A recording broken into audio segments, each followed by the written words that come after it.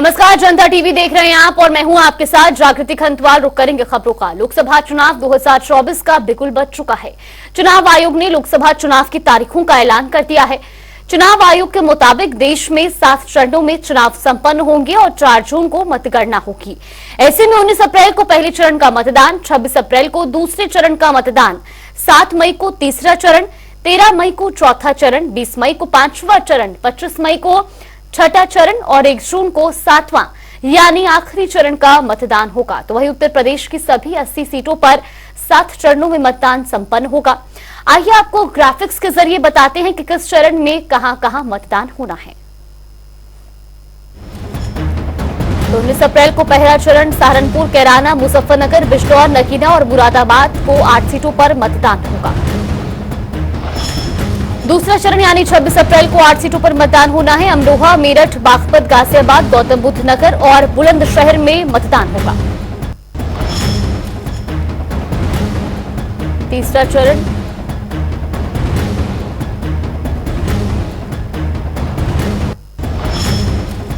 तीसरा चरण 7 मई को 10 सीटों पर मतदान होना है। संभल, हाथरस, आगरा, फतेहपुर सीकरी, फिरोजाबाद और मैनपुरी में तीसरे चरण में मतदान होगा। तो 7 मई को ही एटा, बदायूं, बरेली और आंवला पर भी मतदान होना है।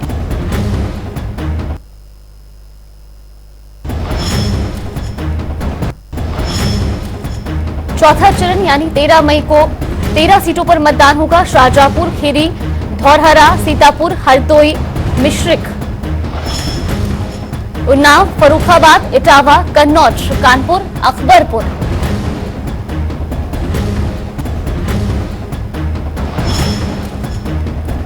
और बहराइच में मतदान होना है।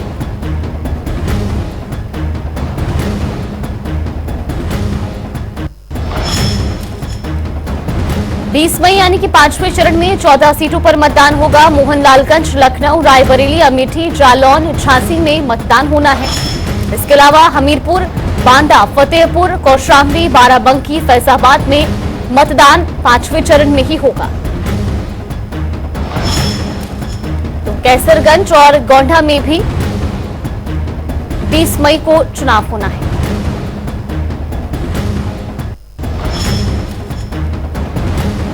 छठा चरण 26 मई को 14 सीटों पर मतदान होगा। सुल्तानपुर, प्रतापगढ़, फूलपुर, प्रयागराज, अम्बेडकर नगर, श्रावस्ती, डुमरियागंज, बस्ती, संत कबीर नगर, लालगंज, आजमगढ़, जौनपुर में छठे चरण में ही मतदान होना है। तो भदोही और मछली शहर में भी छठे चरण 26 मई को ही चुनाव होगा। 7वां चरण 1 जून 13 सीटों पर मतदान होना है। महाराजगंज, गोरखपुर, कुशीनगर, देवरिया, बांसगांव, घोसी, सलेमपुर, बलिया, गाजीपुर, चंदौली, वाराणसी, मिर्जापुर में भी 7वें चरण में मतदान होगा। रॉबर्ट्सगंज में भी 1 जून यानी कि 7वें चरण में ही मतदान होना है। चुनाव के तिथियों के ऐलान का स्वागत करता हूं। विश्व के सबसे बड़े लोकतंत्र का महापर्व है। 97 करोड़ से अधिक मतदाता हैं। देश का सबसे बड़ा प्रदेश उत्तर प्रदेश है। यहां 80 लोकसभा सीटें आती हैं। तीसरी बार प्रचंड बहुमत की मोदी सरकार बनने जा रही है। सपा हो, बसपा हो, कांग्रेस हो, भारतीय जनता पार्टी इन सबसे बहुत आगे है और यूपी में ही नहीं देश में आगे है। जो नारा है अब की बार 400 पार, वह सफल होगा। अभी तो इलेक्ट्रल बॉन्ड आया है, उस पर देखते रहो। भी बीफ कंपनी से पैसा लिया है भाजपा ने, पाकिस्तान की कंपनी से पैसा लिया है। ऐसी कंपनी जो पूरी तरीके से डिफॉल्टर है उससे पैसा लिया है। ईडी का छापा पड़ा, उसके 1 हफ्ते बाद उनको काम मिल रहा है, पैसा मिला है, बॉन्ड आए हैं। तो सारी चीजें भी चल रही हैं। अभी 18 को भी बहुत चीजें सामने आने वाली है। माननीय उच्चतम न्यायालय में बहुत चीजें सामने आ जाएंगी। दूध का दूध, पानी का पानी होने वाला है। कितने दिन तक जनता को बेवकूफ बनाओगे? एक तरफ चुनाव आयोग ने लोकसभा चुनाव की तारीखों का ऐलान कर दिया है, तो दूसरी तरफ जिला प्रशासन भी आगामी चुनाव को लेकर पूरी तरह तैयार और सतर्क नजर आ रहा है। चुनाव आयोग के मुताबिक देश के साथ ही यूपी में भी सभी 7 चरणों में चुनाव संपन्न होंगे, तो वहीं तारीखों के ऐलान और आचार संहिता के लागू होते ही जिला प्रशासन हरकत में आ गया है। टीवी स्क्रीन पर इस वक्त हम आपको कई अलग अलग जगहों की तस्वीरें दिखा रहे हैं, जहां डीएम और एसपी की टीम के साथ ही नगर निगम और जिला प्रशासन ने मोर्चा संभालते हुए राजनीतिक पार्टियों के बैनर और पोस्टर को उतारना शुरू कर दिया है। ये तस्वीरें आपको दिखा रहे हैं फतेहपुर, इटावा, बदायूं, अमरोहा, मुजफ्फरनगर, फतेहपुर, फर्रुखाबाद, कन्नौज की तस्वीरें, जहां पर जिला प्रशासन अब एक्टिव मोड में नजर आ रहा है। अवैध होर्डिंग्स को हटाने का काम शुरू कर दिया गया है। इटावा, लखनऊ, बहराइच, प्रतापगढ़ और बदायूं की भी तस्वीरें आपको दिखा रहे हैं, जहां पर लोकसभा चुनाव की तारीखों के ऐलान के बाद ही जिला प्रशासन ने विशेष अभियान चलाया है, जिसके तहत तमाम होर्डिंग्स और बैनर्स को हटवाया जा रहा है। डीएम और एसपी भी इस दौरान मौके पर मौजूद रहे हैं और ये तस्वीरें भी आपको दिखा रहे हैं टीवी स्क्रीन पर।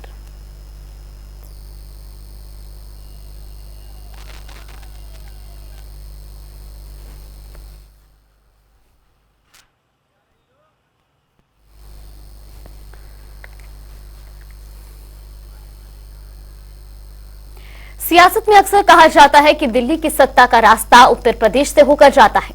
ऐसे में जब बात हो उत्तर प्रदेश की, तो यहां की राजधानी लखनऊ राजनीति का हॉटस्पॉट बन जाती है। लखनऊ से बीजेपी की ओर से राजनाथ सिंह फिर से चुनाव लड़ रहे हैं और उन्हें टक्कर देने समाजवादी पार्टी ने रविदास मेहरोत्रा को मैदान में उतारा है। जहां एक और राजनाथ सिंह भाजपा के वरिष्ठतम नेता माने जाते हैं, तो वहीं रविदास मेहरोत्रा सपा के कद्दावर नेता है। लिहाजा लखनऊ लोकसभा सीट पर मुकाबला बेहद रोचक होने की उम्मीद है। तो वहीं जनता का क्या मूड है चुनाव को लेकर, आपको सुनवाते हैं। इश्यूज ये थोड़ा सा सेफ्टी का इश्यूज और थोड़ा सा महंगाई थोड़ी बढ़ गई है, पेट्रोल वगैरह, उस पर थोड़ा सा इश्यू देखना चाहिए और थोड़ा ये बेरोजगारी बढ़ रही है। इन 3 चीज़ों पे काम करना चाहिए, बाकी तो सब वेल एंड गुड चल रहा है अभी। ये इलेक्शन के इश्यूज अभी तो आप ये देखिए कि जहाँ पे इलेक्शन का मतलब क्या है कि अलग अलग पार्टी के लोग खड़े होने चाहिए, वैरायटी आपके पास रहनी चाहिए, ठीक है। यहाँ पे आप खुद देख रहे हो कि एक व्यक्ति के अगेंस्ट में सारी पार्टियां मिलकर खड़ी हुई हैं अलायंस बना करके, तो इशू तो अभी आप हटाए तो साइड में पहले देखो कि कौन बंदा आता है, ठीक है। और अगर सारी पार्टी एक ही तरफ इकट्ठा हो रही किसी एक के अगेंस्ट, तो इसका मतलब या तो बंदा बहुत गलत है या वो बंदा बहुत सही है। तो जनता का ही मत बता देगा क्या होने वाला है। चुनाव जो है नरेंद्र मोदी ही जीतेंगे, बीजेपी का ही वोट होगा क्योंकि वो अच्छे कार्य कर रही है। देखिए, बहुत ही इस पर ये चुनाव में भारतीय जनता पार्टी उत्तर प्रदेश के अंदर तो 80 की 80 सीटें हम लोग जीतने वाले हैं। नरेंद्र मोदी जी एक बार फिर से देश के प्रधानमंत्री बनेंगे और लखनऊ में की जनता ने भी, कार्यकर्ताओं ने भी अपना मन बना लिया है। यहाँ पर श्री राजनाथ सिंह जी ऐतिहासिक मार्जिन से चुनाव जीतेंगे। तो वही मैनपुरी लोकसभा सीट सपा का गढ़ है और इस सीट पर इस समय डिंपल यादव ही सांसद हैं। समाजवादी पार्टी ने फिर से डिंपल यादव को मैदान में उतारा है, तो वहीं बीजेपी ने अभी इस सीट पर अपना उम्मीदवार घोषित नहीं किया है। तो वहीं चुनाव के ऐलान के बाद डिंपल यादव ने कहा कि इस बार के चुनाव बहुत ही महत्वपूर्ण चुनाव है। साथ ही जनता का क्या मूड है वो भी आपको सुनवाते हैं। समर्थन और प्यार मिल रहा है और मैं समझती हूँ मैनपुरी के लोगों को समाजवादी विचारधारा पे पूरा यकीन है और समाजवादी पार्टी बहुत मजबूती के साथ चुनाव लड़ रही है और काम कर रही है। एक मुद्दा है महिलाओं की जो सुरक्षा है, वो एक मुद्दा है। किस तरह लगातार एनसीआरबी के आंकड़े बता रहे हैं कि उत्तर प्रदेश एक हैवानियत प्रदेश में तब्दील हो गया है, जहाँ महिलाओं के साथ इतना हद तक इतना बुरा हो रहा है और यह सरकार संज्ञान लेने को तैयार नहीं है। चाहे वो बीएचयू की घटना हो, चाहे वो सफाई की घटना हो, लगातार इस तरह की घटनाओं में जहां महिलाओं को प्रताड़ित किया जा रहा है लगातार इजाफा हो रहा है और जब सरकार संज्ञान ही नहीं लेगी तो कोई एक्शन या कोई कदम कैसे उठाएगी। ताजनगर के नाम से मशहूर आगरा उत्तर प्रदेश में चर्चित लोकसभा सीटों में शामिल है। अगर इस सीट के इतिहास की बात करें तो एक समय में यह कांग्रेस का गढ़ हुआ करती थी, लेकिन पिछले 2 दशकों में इस सीट पर भारतीय जनता पार्टी या समाजवादी पार्टी ही जीतती रही है। इस बार किसकी जीत होगी ये जनता का मूड तय करेगा।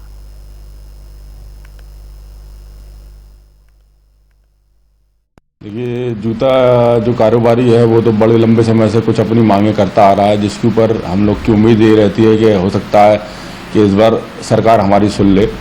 हम लोग तो सबसे पहले ये चाहते हैं जूते के अंदर जो ब्याज दर है, जूता कारोबारियों को वो ब्याज दर थोड़ी कम करके मिली जाए ताकि वो अपना काम कर सके साथ के साथ चमड़े को थोड़ा प्रोत्साहन मिले, चमड़े के लिए कुछ ऐसा काम किया जाए जो पीछे सिंथेटिक चल रहा है, जो चमड़े को आगे बढ़ाने के लिए उसको बैन किया जाए, उसके इंपोर्ट के ऊपर बैन किया है, उसकी मैन्युफैक्चरिंग के ऊपर बैन किया है, ताकि जो चमड़ा उद्योग है वो आगे बढ़ सके। हमारा जो हिंदुस्तान का चमड़ा है वो पूरी दुनिया में मशहूर है, वो जूता पूरी दुनिया में मशहूर है। चमड़े के काफ़ी फ़ायदे भी है, नेचुरल चीज़ है, परंतु जो सिंथेटिक है वो नुकसान भी पहुंचाता है, स्किन के लिए हार्मफुल है। बहुत सारे विदेशी आप देखेंगे विदेश के अंदर ये बैन है, इंडिया के अंदर लेकिन ये अभी भी चल रहा है। तो हमारी उम्मीद ये है कि चमड़े के लिए ये सिंथेटिक को बंद किया जाए। हमारी पेटर इंडस्ट्रीज़ के लिए एक ही मांग है और बहुत दिनों से चल रही है, क्योंकि ये जो आगरे का पारंपरिक प्राचीन पेटा कारोबार यहाँ सदियों से चलता आ रहा है, इसकी एक नहीं कई विशेषताएं हैं। इसको धार्मिक आधार पर भी देखा जाता है, इसकी धार्मिक मान्यताएं भी हैं, आयुर्वेदिक मान्यता भी है। इसको कुष्मांडू अभिलेख के नाम से भी जाना जाता है, क्योंकि इसको आयुर्वेद में भी इसका स्थान है। और आगरा के जो ये मशहूर है, तो इसने कहीं मिठाई के रूप में अपनी आगरा में पहचान बनाई है। रायबरेली में पिछले 24 साल से कांग्रेस का जादू लगातार चल रहा है। क्या ये मैजिक अब की बार भी जारी रहेगा या कोई उलटफेर होगा? देखिए हमारी खास रिपोर्ट।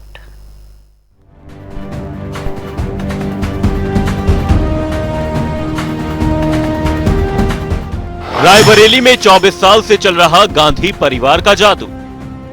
रायबरेली का गांधी परिवार से अटूट रिश्ता। इस बार भी चलेगा मैजिक या होगा उलटफेर? यूपी में रायबरेली का जिक्र आते ही नेहरू गांधी परिवार का अक्स दिमाग में कौन जाता है। ये वो सीट है जिससे नेहरू गांधी परिवार का बेहद खास रिश्ता रहा है। इसी सीट से राहुल गांधी के दादा यानी फिरोज गांधी 1952 और 1957 में 2 बार सांसद रहे। इसके बाद 1967 और 1971 में इंदिरा गांधी ने इस सीट पर जीत हासिल की। फिर 1980 और 1984 में नेहरू परिवार के अरुण नेहरू इस सीट से सांसद रहे। इसके बाद 2004 से लेकर अब तक सोनिया गांधी रायबरेली सीट से लगातार सांसद बनी हुई है। रायबरेली का गांधी परिवार से अटूट रिश्ता। रायबरेली कांग्रेस की वो लोकसभा सीट है जिसने कांग्रेस की हर दौर में इज्जत बचाई है। जब यूपी में तमाम सीटों पर कांग्रेस हार गई, तब भी इस सीट पर कांग्रेस ने जीत हासिल की थी। कांग्रेस के पंजे से रायबरेली के लोगों को इतना लगाव रहा कि उसने जिसे भी उम्मीदवार बनाकर यहां भेजा, उसे जीत दिला दी। रायबरेली लोकसभा सीट का इतिहास। 2019 सोनिया गांधी कांग्रेस, 2014 सोनिया गांधी कांग्रेस, 2009 सोनिया गांधी कांग्रेस, 2004 सोनिया गांधी कांग्रेस, 1999 सतीश शर्मा कांग्रेस। रायबरेली सीट पर केवल 3 बार हारी कांग्रेस। इस सीट पर कांग्रेस आज तक केवल 3 बार ही हारी है। पहली बार उसे 1977 में करारी मात देखनी पड़ी कांग्रेस को, दूसरी बार 1996 और तीसरी बार 1998 के चुनावों में हार का मुंह देखना पड़ा। रायबरेली सीट केवल 3 बार हारी कांग्रेस। कांग्रेस को पहली बार 1977 में करारी मात देखनी पड़ी, जब राजनारायण ने इंदिरा गांधी को हरा दिया था। ये चुनाव इमरजेंसी के दौर के बाद हो रहा था। देश की जनता में कांग्रेस के खिलाफ बड़ा गुस्सा था, जिसका नुकसान इंदिरा गांधी को हार के रूप में भुगतना पड़ा। दूसरी बार 1996 और तीसरी बार 1998 में चुनावों में हार हुई। बीजेपी के प्रत्याशी रहे अशोक सिंह ने 2 चुनावों में कांग्रेस को पटकनी दी। 3 हार के अलावा कांग्रेस आज तक इस सीट पर अजेय बनी हुई है। लोकसभा चुनाव 2024 नजदीक है। नरेंद्र मोदी की अगुवाई में बीजेपी लगातार तीसरी बार सत्ता पर काबिज होने के लिए पूरा जोर लगा रही है। वहीं विपक्षी दल भी उलटफेर करने की रणनीति बनाने में जुटे हुए हैं। चुनाव से पहले उत्तर प्रदेश की रायबरेली सीट पर क्या है सियासी समीकरण, ग्राफिक्स के माध्यम से समझते हैं। रायबरेली का सियासी समीकरण। एससी वर्ग वोटरों की संख्या 34%, ब्राह्मण वोटरों की संख्या 11%, ठाकुर वोटरों की संख्या 9%, यादव वोटरों की संख्या 7%, मुस्लिम वोटरों की संख्या 6%, अन्य वर्गों के वोटरों की संख्या 23%। सोनिया का इनकार, इस बार कौन लड़ेगा चुनाव? सोनिया गांधी ने अपनी बढ़ती उम्र और बीमारी की वजह से चुनाव लड़ने से इनकार कर दिया है। ऐसे में देखना होगा कि पार्टी अपने इस अभेद्य दुर्ग से किसे मैदान में उतारती है। पार्टी सूत्रों के मुताबिक प्रियंका गांधी वाड्रा और राहुल गांधी के इस सीट पर चुनाव लड़ने की चर्चा है। देखना होगा कि यहां पर किन प्रत्याशियों में घमासान होता है। स्पेशल डेस्क, जनता टीवी।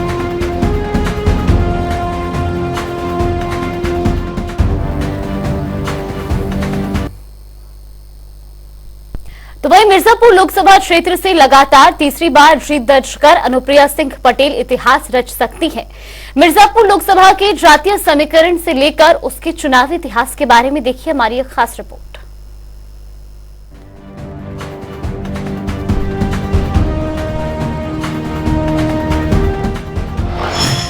मिर्जापुर लोकसभा चुनाव 2024। अनुप्रिया पटेल के पास इतिहास रचने का मौका। क्या है सीट का गणित?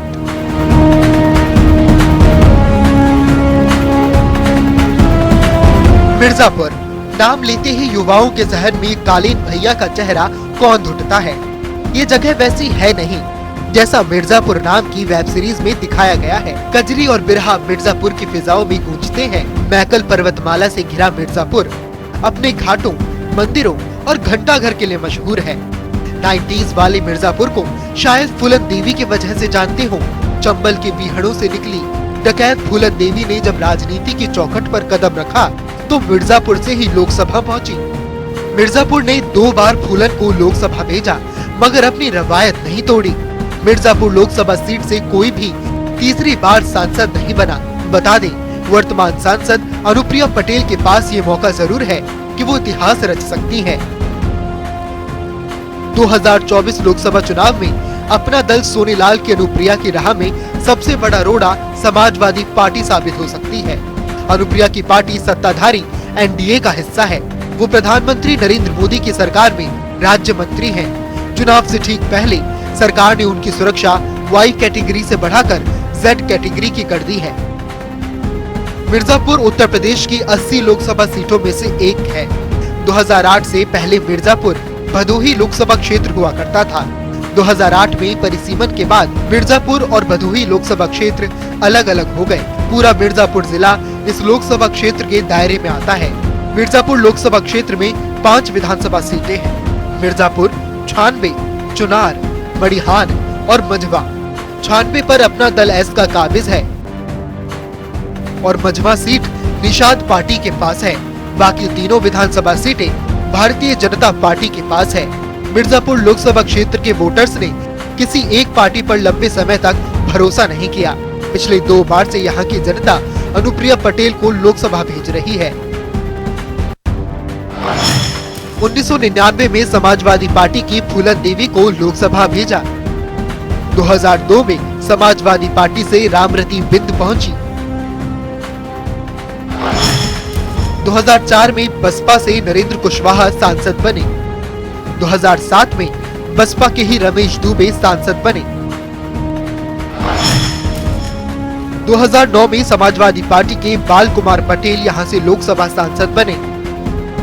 2019 में अपना दल एस की अनुप्रिया पटेल यहां से चुनी गई।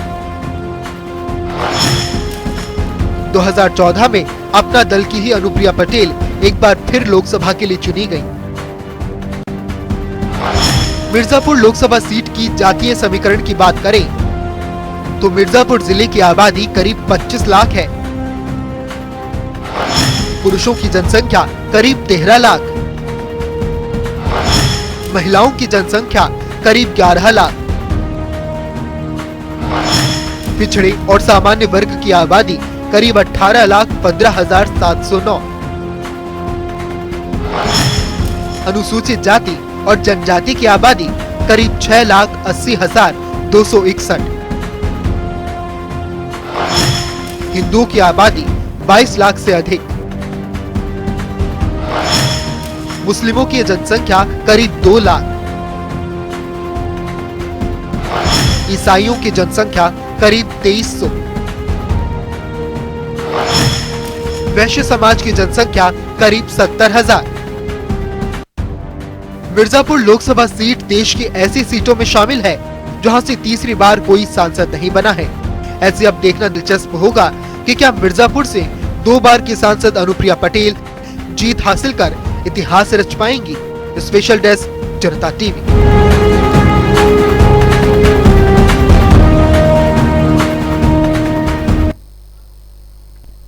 और अब रुक करेंगे 4 मिनट में 18 मंडल की खबरों का। श्रावस्ती में जिला मजिस्ट्रेट ने प्रेस वार्ता कर आचार संहिता की सूचना उल्लंघन करने वालों पर होगी सख्त कार्रवाई। 25 मई को छठे चरण में होगा मतदान। आचार संहिता लागू होने के बाद डीएम ने की प्रेस वार्ता। चुनाव को लेकर जनता को दी जानकारी। चुनाव के लिए जिले को 47 जोन और 378 सेक्टरों में बांटा गया। सिद्धार्थनगर में डीएम और एसपी ने की प्रेस वार्ता। शांतिपूर्ण मतदान करने के दिए निर्देश। जनता से वोट करने की अपील। महोबा में डीएम ने प्रेस वार्ता कर बताई चुनाव कार्यक्रमों की रूपरेखा। शांतिपूर्ण पारदर्शी चुनाव के लिए जिला निर्वाचन ने कसे कमर। आदर्श चुनाव आचार संहिता के पालन को लेकर तैयार प्रशासन। राजनीतिक पोस्टर और होर्डिंग हटाने का कार्य लगातार जारी। देश में आदर्श चुनाव आचार संहिता लगते ही एक्शन मोड पर प्रशासन। जिले से सभी होर्डिंग और पोस्टर को हटाने का काम जारी। फिरोजाबाद में चुनाव आचार संहिता लगते ही प्रशासन ने कसी कमर। नगर निगम की टीम पुलिस फोर्स के साथ सड़कों पर उतरी। पोस्टर को उतारने में लगा प्रशासन। शाहजहांपुर में आचार संहिता के लागू होते ही प्रशासन हुआ एक्टिव। एडीएम और एसपी की मौजूदगी में उतारे गए प्रचार होर्डिंग।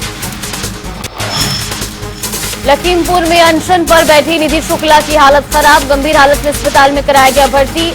अमन मणि को कांग्रेस पार्टी में शामिल करने पर दे रही थी धरना।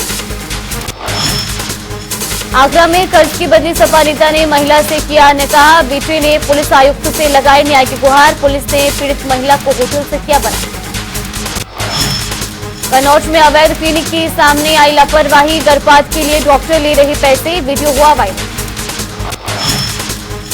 कानपुर में युवती को पैसा वापस मांगना पड़ा भारी। बदमाश पिता पुत्र ने युवती और उसके साथी को गंभीर रूप से किया घायल। कॉलोनी दिलाने के नाम पर ठगे थे लाखों रुपए। कानपुर में पुलिसकर्मी के साथ लूट की खबर निकली फर्जी। प्राइवेट डॉक्टर को बताया गया था पुलिसकर्मी। झूठी खबर फैलाने वालों पर पुलिस ने की कार्रवाई।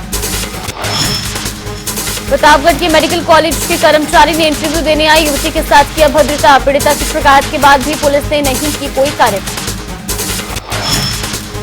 प्रतापगढ़ में बोरी में मिला युवक का शव। हत्या कर शव को बोरी में भरकर फेंकने की आशंका। पुलिस ने शव को पोस्टमार्टम के लिए भेजा। मैनपुरी में बिजली का करंट लगने से विवाहिता की मौत। परिजनों में मचा कोहराम। पुलिस ने शव का कराया पोस्टमार्टम। मऊ में खेत में मिला महिला का शव। कई दिनों से लापता थी महिला। मामले की जांच में जुटी पुलिस।